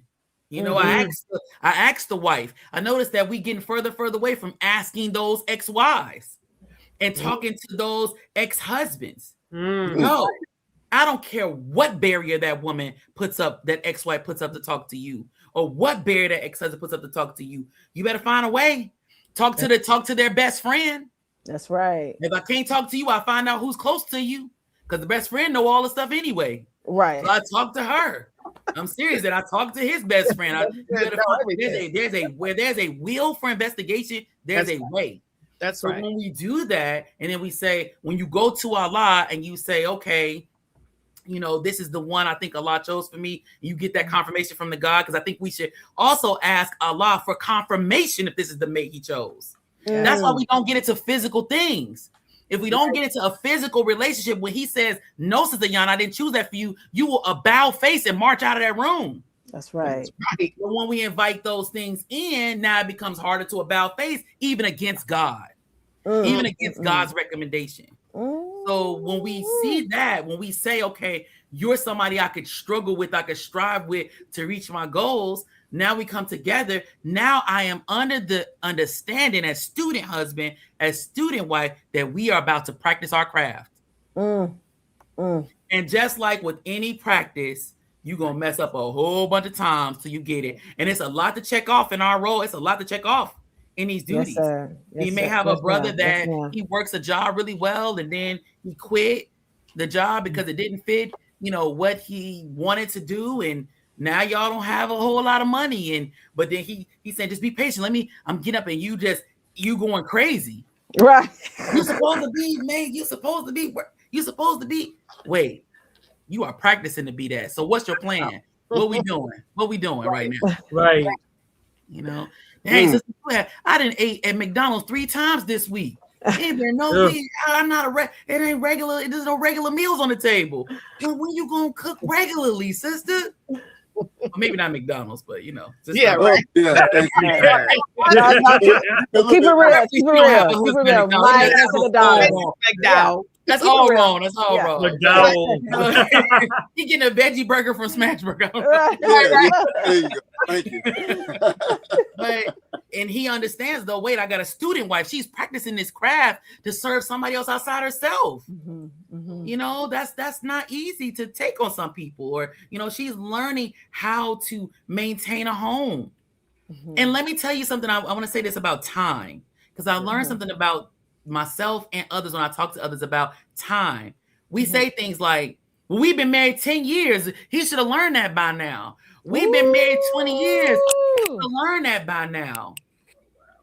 That's like a drop in the bucket. If the Quran says you don't even attain your maturity till you 40, and we don't learn how to live till we in our 70s. Right. Y'all, we're in our 40s and 50s, and we've been married 25 years. Y'all babies. Your baby. Exactly. Stop putting those time slots on there. Like he ain't got it. It's some things we got to overcome to get to certain places and spaces. Right. It takes time. We need stability. We need practice. We are living in Satan's world of a 6,000 year hell. That is not going to disappear. So that's what it means, like student wife, student husband. If we take down, it's a painful place to be up there, and I have not earned up there. That hurts on both sides. And then we divorce because you're not up there. And then you not up there, you ain't there either. Right. That's the thing. You're not there either. Right. Your mate is a reflection of your choices. That's a reflection of you. Right. So the stuff you're looking at him or her cross-eyed over, you might find that in yourself if you peer inside. Right. And that's why you can't take it. No. So that's exactly it. Exactly. You don't want to face it and you're running. And that's one of the reasons I think we have to be very careful when we do divorce, when we get to that place. Yes. Allah permits it, but he hates it. He hates it.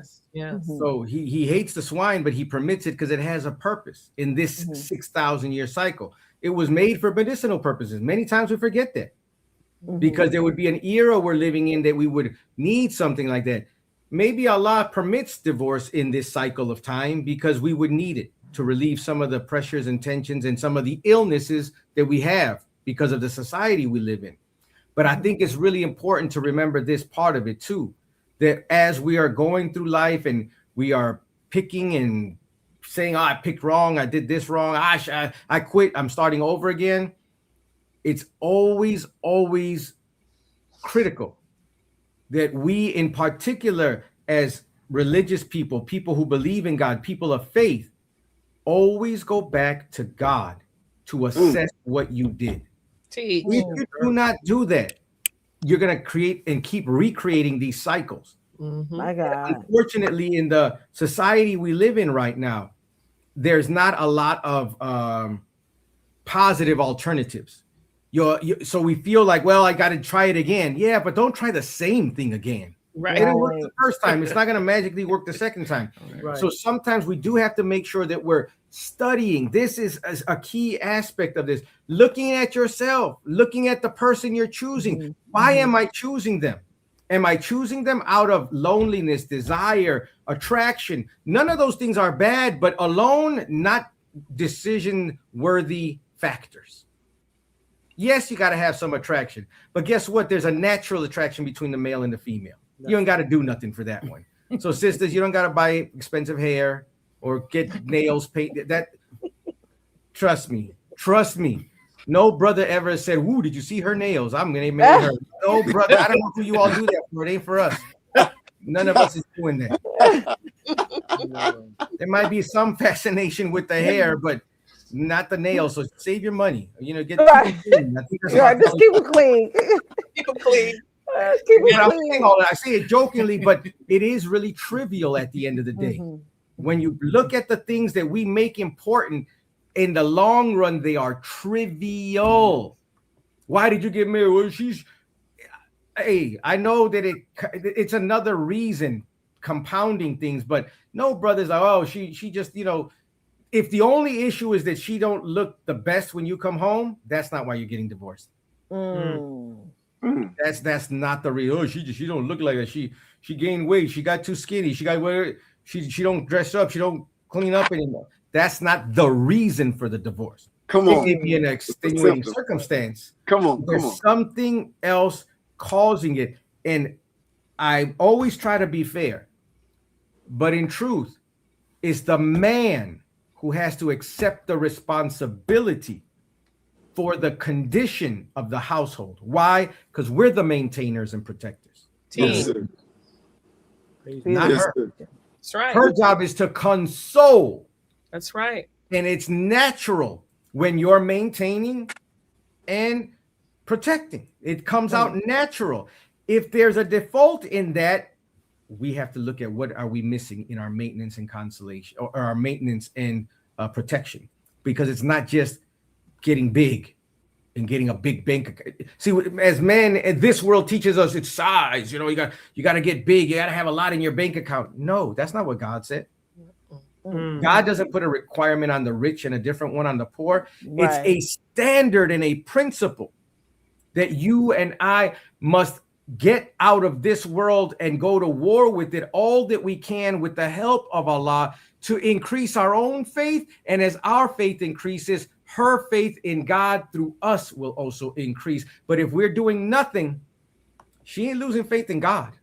Beautiful. She's abandoning her misplaced faith in a male who is not living up to his duty. So I wanted to make sure we mentioned that brothers, it is really on us to make our communities a decent and safe place to live. And it starts by giving our wives peace of mind through the protection and maintenance that our nature demands of us. Praise be to Allah. They're gonna have to study this one. Oh yeah, got to go back. Um, Definitely got to go back. Wow, beautiful. I'm gonna say it like Tattoo on Fantasy Island. The plane, boss, the plane. Well, with that being said, the plane, We're boss, nearing the the plane. 2-hour mark. What We're- a beautiful we're very show. Grateful. Thank you so much. Mr. Abel Ah. and Sister Praise be Ayana. to Allah. Thank you for taking off the gloves and going bare knuckled tonight. They came prepared. Every blow. They did. Shy time with them. Every blow. And with that being said, if you have witnessed the blows, Come on. just blow your funds our way because we need your help. Don't put it like that, Sister Kalila. I mean, you can blow Don't your you know. No, dear family, if you heard something tonight or in any of our programs that has benefited your life, if you could please make a donation tonight. This is a labor of love for us. However, the finances involved in it, the streaming service that we use, it is absolutely real. They don't tell us you're all about saving lives. We're just gonna let you stream for free. How about that? No, we have to pay bills just like everybody else. If you're able to, it does not have to be a large amount, although we will not refuse a large amount. Please, dear family, make a contribution tonight so that we could continue these beautiful and awesome programs, all geared towards saving lives and the saving of marriages and the saving of family. That, which is a cornerstone of nation, that is absolutely saving lives. So may Allah continue to bless you all and your families. Thank you for your support. Praises be to Allah. And Jumar, please visit our website, the nation's website at www.noi.org to study and practice our Jumar prayer, which is our congregational prayer. Please, please, please. You talk about a hammer? Mm-hmm. Brother Abel Tomorrow, be putting 2 p.m. hammers. Eastern, Boom, boom, boom, boom, boom. 1 p.m. 1 I'm p.m. telling you. Central. Oh my God. Look, my best friend be talking about Jumar prayer. That's a Lincoln. I was like, God, so rude. But that's our alarm clock, right? So That's praises right. be to Allah. Please, please, please tune in to Juma Prayer in addition to our Sunday lecture, the same website, www.noi.org. And may Allah continue to bless you all as I greet you, as I leave you in the greeting words of peace in Arabic language. Assalamu alaikum. Wa alaikum